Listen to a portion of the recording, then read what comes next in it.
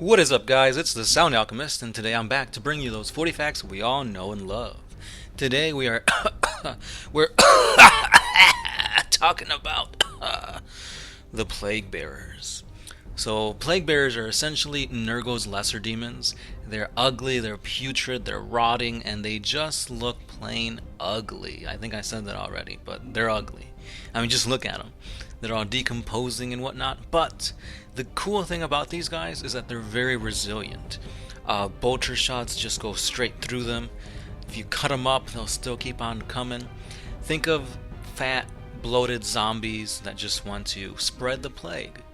So without further ado, guys, let's dive into this lore on the Plaguebearers of Nurgle. For many living things, the greatest terror is indeed the failure of the mortal body. Decay, pestilence, and rot are constants in a galaxy populated with an uncountable number of living souls. Life begets filth and plague, and in a twisted mockery of this fact, it is human life which begets the lesser demons of the Lord of Flies. Nurgle's rot is perhaps the greatest gift that the Plague God has granted to an ungrateful galaxy, and it is this sickness that creates new Plaguebearers. Nurgle's rot is utterly incurable and highly infectious, with an excruciating slow course. When Nurgle's ubiquitous plague consumes the body of a human victim, the soul is likewise consumed, and this process brings into being the wretched Plaguebearers. It is simply the Plaguebearer's role to keep stock of new diseases and symptoms inflicted by the worshippers of Nurgle. The demon's obsessive need to organize is characterized by their constant counting as they try to calculate every new outbreak of plague. The monotonous chanting achieves little, for it's practically impossible to catalog anything amidst the ever-changing nature of chaos. This in no way discourages the Plaguebearers, for they are the embodiment of the need to impose order on the universe.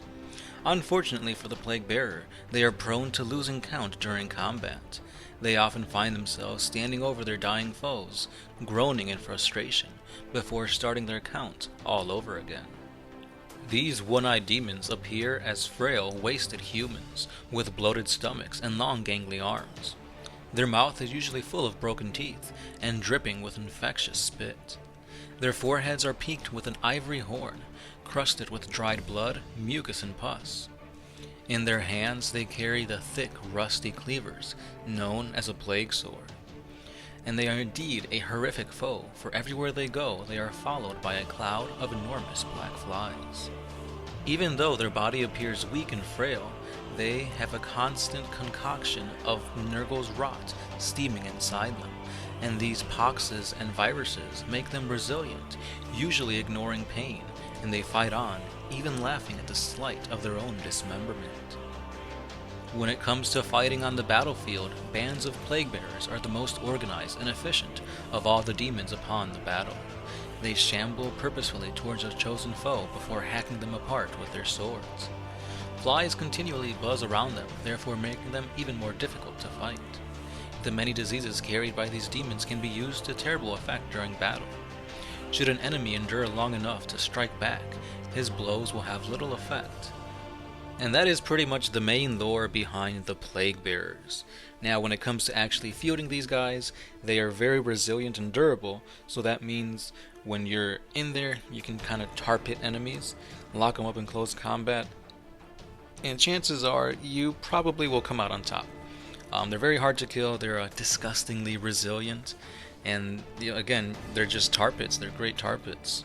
So yeah, really nasty guys. I always recommend bringing at least 20, maybe even 30, to make sure that anything that goes into combat with these Plaguebearers usually won't be coming out of it.